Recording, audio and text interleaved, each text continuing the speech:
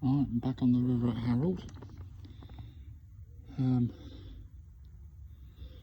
Trying to catch either bream, chub, barbel, whatever takes me bait, if I'm being honest. Been here about an hour and a half, nothing yet. But fingers crossed. I am just over here. So